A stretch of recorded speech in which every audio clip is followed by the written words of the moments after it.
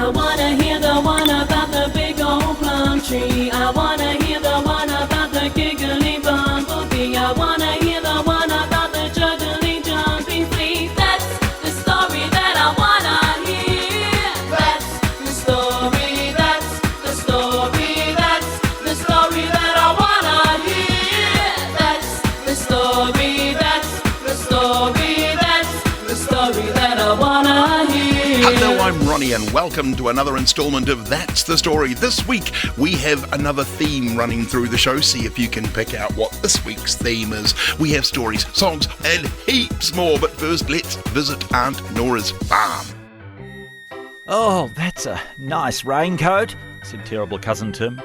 He and Gordon the gnome had run for shelter under a tree as the big, heavy shower of rain had come over. And now, huddled and miserable, Tim had just noticed the raincoat over Gordon's arm. Now you would think Tim would have wondered, why is Gordon not wearing that raincoat, seeing as it's raining? But he didn't.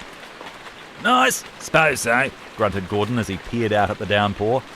This tree isn't really a good brolly, is it? Huh? Laughed Tim as a couple of drips plonked on his nose. Nope, grunted Gordon.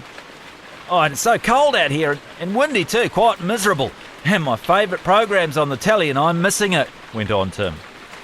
Gordon looked at him. Why are you telling me all this, boy? I'm not interested. Yeah, sure, sorry to bother you, said Tim quickly, and he looked away. But a moment later, he glanced back. Gordon was peering out at the rain again, and the coat now was on the ground by his feet. Tim shivered with excitement. He snuck his hand out, closer and closer to the coat. If he could just get it and nip around the other side of the tree trunk and put it on, he could skip home to a warm fire and his best, most favouriteest telly show. Oh, a centimetre more. Nearly. What you doing? Snapped Gordon. Yeah, nothing, yelped Tim, hopping backwards and falling over. You like the coat? Snapped Gordon. Yep, said Tim quietly. Do you want the coat? You can borrow it if you like, Gordon growled. Really? But why don't you use it? Said Tim, and instantly thought, oh, why did you say that, Tim, you idiot? Now the stupid old gnome will keep it for himself. Gordon shook his head. Boy, why on earth would I wear a raincoat on a day like this? It's all yours. Whee! Yelled terrible cousin Tim, snatching up the coat, stepping out from the tree, throwing the coat on, and going, Wah! As a torrent. A downpour, a drenching of rain washed over him from inside the coat. And as he went from sodden to soaked to dripping and beyond in an instant, he could hear Gordon cackling. Crikey, boy! I call it a raincoat for a reason. Look at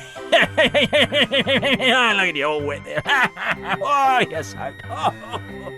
Now, if you would like to listen to more stories, see cartoons, hear songs, enjoy silliness in general, head to the That's the Story YouTube channel. It's loads of fun. Now, in a couple of moments, we'll be playing the game Who Am I?, where we give you a lot of clues and you try and guess who it is we're talking about. That's coming up in a few moments. It had been raining in Twaddle for 119 days in a row. The ground was sodden and everybody was dressed very badly. Because nobody could get their washing done, weird and wonderful ensembles that had been lurking at the back of the wardrobe or hidden right at the bottom of the drawers were once more having to see the light of day. Nice pants, said Fluffet sarcastically to his flatmate Ebby, as Ebby emerged from his bedroom sporting some flowery corduroys and an odd orange shirt. Nice jumper, replied Ebby, smirking at Fluffet's holy hand-me-down from the charity shop, which he'd bought way back in 1997 to wear to a fancy dress party. The jumper was green with pink stripes and severely clashed with Fluffet's blue afro hair. As Fluffet and Ebby stood staring at each other and grimacing, there was a knock, knock, knock on the door. Fluffet lifted the curtain and stared out of the window. Standing on the doorstep was an odd-looking figure, clad in black plastic rubbish bags and sheltering under a moth-eaten red umbrella. "Oh, it's Bobo," said Fluffet, and went to open the door. Bobo gingerly stepped out of his black plastic wet weather gear. and emerged triumphant, sporting a pink leather jerkin and some pale blue pedal pusher pants. "Nice outfit!" exclaimed Fluffet and Ebby in unison. "I couldn't get my washing dry," explained Bobo, in way of an apology for his rather absurd clothing. "Me neither," said Ebby, despondently lifting the sleeves of his odd orange shirt. "Nor could I," said Fluffet, picking at one of the holes in his retro jumper. The three friends stood and stared at each other. They were all just slightly embarrassed by their lack of style. The more they looked, the more vulnerable they became. But then Fluffet started to smile. Just a wee bit at first, but when Bobo began to join him, Fluffet's smile turned into a grin, and before you could say, "Not more, Rain," the three friends were rolling around on the floor in hysterics, laughing madly at the total absurdity of having absolutely no clean clothes to wear. "Let's have a party," exclaimed Ebby. "Everyone has to wear their oldest and strangest clothes." And that is exactly what they did. As the rain continued to pelt down outside, Fluffet and Ebby's house was filled with all their friends, wearing the strangest and oldest of outfits, telling each other tales about where their clothes were from, when they'd last been worn, and what they could do with them next. Scarves swished and sashayed as the residents of Twaddle danced and laughed. Meanwhile, outside, it continued to rain.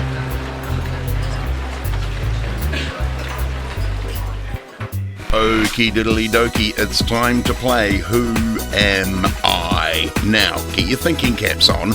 We're about to play you a whole lot of clues. From these clues, we want you to try and guess who it is we're talking about. You can use Google, talk amongst yourselves, work in teams if you like, but listen very carefully. Maybe take notes. Here come those clues. See if you can guess who it is we're talking about. What's his name? What's she called? I think I know who that is. Who could it be? Let's wait and see what the clues are to this quiz. Born in Timaru in 1919, this man went on to become one of New Zealand's most important modern artists. He attended Otago Boys High School and later married fellow artist Anne Hamlet. He worked as a labourer and as a gardener, but after moving to Auckland, he started working at the Auckland City Art Gallery in the 1950s, originally as a cleaner, then as a custodian of the paintings, and finally, in April 1956, as the deputy director. In this role, he assisted in the professionalism of the gallery and helped it mount the first exhibitions and publications to record New Zealand art history. He later worked at the University of Auckland's Elam School of Fine Arts. His work, over 45 years, consisted of various painting styles, including landscape, figuration, abstraction, and the overlay of painted text, but he is especially known for his landscape works. Along with Toss Wollaston and Rita Angus, he is credited with introducing modernism to New Zealand in the mid-20th century. He is regarded as New Zealand's most important modern artist, particularly in his landscape work.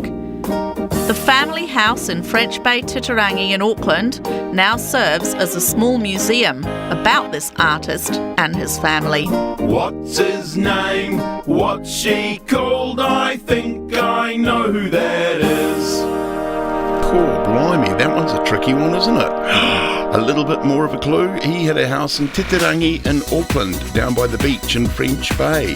It's now a museum dedicated to his life. Ooh, tricky, tricky, tricky. Let's have another story.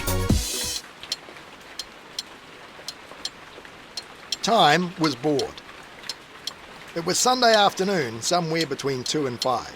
It was raining, nothing on telly, no one to play with, and Time was bored. Now, I'm sure no one ever really considered time before. It just ticks away the day, tocks away the night, alarm goes off, you get up, and in no time at all, it's time to go to bed again. And Time was bored with it all. Just keep on moving forward, his dad Space had told him before he ticked his first tock. and time did as it was told. Tick-tock, tick-tock, tick-tock, tick-tock. And every now and then, when time got really bored, time would just stop. And everyone on Earth would complain. It was as if time had just stood still. And that indeed was exactly what had happened. From time to time, but this time, time was really bored. I mean really bored. The kind of teeth-gnashing, hair-pulling, loud screaming, I want something to do kind of bored. And it was Sunday afternoon, somewhere between 2 and 5. It was raining, nothing on telly, no one to play with, and time was indeed bored. I'm ticked off, Said time to no one in particular. I talked my last tick. He complained. Tick-tock all day long, I'm sick of it. And it was around about that time that time had the idea. Oh, that's good. Time sniggered. Oh, that's really good. Time guffawed, Oh, that's just genius. time said, and followed it up with an evil laugh. You know, the kind of laugh, the one like the baddie always did in those really stink-old black and white movies. Oh, Time decided to talk instead of tick, tick instead of talk. Talk, tick, talk, tick. Time sniggered all the time, and his arms moved slowly but surely backwards instead of forwards. Well, what a kerfuffle that caused. It isn't having wear weather, lovely Montgomery, Mr. Morning, the milkman would say to Mr. Montgomery, and replaced his full milk bottles with empty ones, and walked backwards to his milk truck and drove away backwards, while Mr. Montgomery sneezed backwards in his doorstep, slurping some bogies back up his nose, and went back inside, backwards. And talk, tick, tick. Time continued to go backwards, back, back through last week, the week before, then back months. Talk, tick. Time was having a great laugh, and the funny he found it, the faster he talked and ticked backwards, further and further back in time. Yahoo! Yippee! Year new millennium. 1, 2, 3, 4, 5, 6, 7, 8, 9, 10. Back past the year 2000 and into the 90s, then the 80s. Boy, did time have a good laugh at the 80s. The 70s, they were funnier than the 80s. The 60s, the 50s. It was around about 1947 that time was starting to get a little bored with all this going back in time. Time had seen it all before. This is boring, Time had declared. I've seen it all before. He thought to himself, where's the mystery? Time wondered, where's the excitement? Time questioned, and Time then decided to put things right. Time ticked and time talked, faster and faster. Tick-tock, tick-tock, tick-tock, tick-tock, faster and faster, right through the 50s, back through the 60s, flew through the 70s, 80s, 90s, right back to Sunday afternoon, somewhere between 2 and 5. It was raining, nothing on telly, no one to play with, and Time couldn't wait to see what happened next. You see, no matter how boring things might be right now, right this minute, right this second, you just never know what will happen next. And Time couldn't wait to find out. Isaac Newton invented the cat door. Albert Einstein slept 10 hours a night. Shakespeare invented the words assassination and bump. It took Leonardo da Vinci 10 years to paint Mona Lisa. Albert Einstein never knew how to drive a car. It was raining. It was raining a lot. And Jason was wondering about all of the things that he could be doing outside if it weren't raining. Raining a lot. He could be outside riding his bike if it wasn't raining. Raining a lot. He could be outside flying a kite if it wasn't raining. A lot. He could be outside building huts with his mates in the bush. He could be outside up in the tree in his treehouse playing spies. But it was raining. Raining quite a lot. Jason sat inside and watched as the rain dripped down the pane on the windows. It was raining. By golly, it was raining quite a lot. Then Jason noticed Frederick from down the street. He was wearing a raincoat and gumboots, and he had something, and he was in the gutter. Jason looked a little bit closer, but still couldn't quite make out what it was that Frederick had. He went and got his dad's binoculars. He could see that Frederick was sailing a boat down the gutter. It was going quite fast too. Jason put on his raincoat, put on his rain hat, chucked on his gumboots and ran outside. "Come on, we're having a race!" Jason joined in, made his own boat out of a bit of wood and a little bit of twig that he found on the ground, threaded a little shopping bag through it for a sail, and they went sailing their boats down the water that was running down the gutter to the drain. Yes, it was raining. Raining quite a lot. But it didn't mean they had to stay inside and be bored all day. If you know someone that might like to subscribe to the That's the Story YouTube channel, then tell them all about it. Songs, stories, cartoons, silliness in general. Subscribe to the That's the Story YouTube channel, please.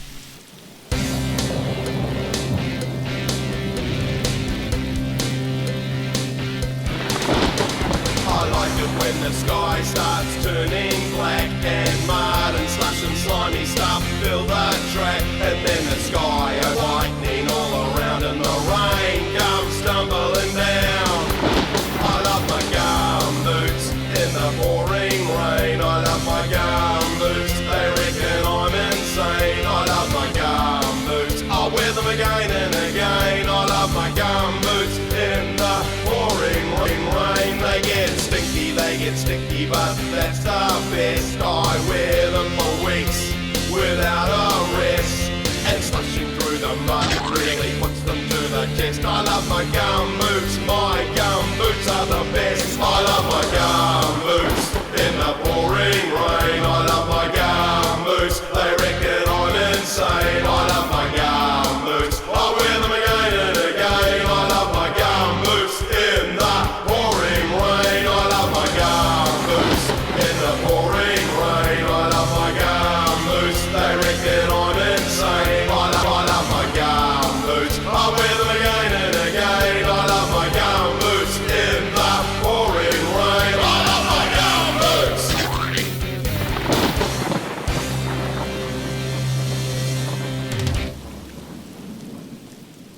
That's my lot for another week. Thanks ever so much for joining me. Have a great week, and I'll catch you again next week. Ka kite anō. That's the story that I wanna hear.